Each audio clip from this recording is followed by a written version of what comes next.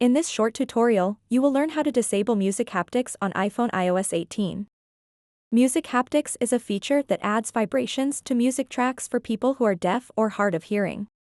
While this feature can enhance the music experience for some users, others may prefer to disable it for various reasons. To get started, open up the Settings app on your iPhone, scroll down a bit, and tap Accessibility. After that, scroll down again and tap Music Haptics.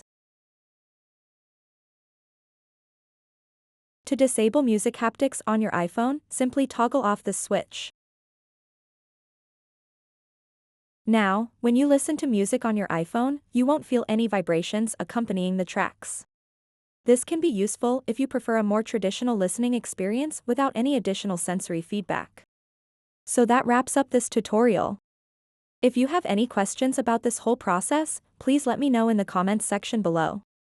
And if this video helped you out, please give it a big thumbs up and subscribe to this channel for more tutorial videos like this one. Thank you so much for watching and have a good day.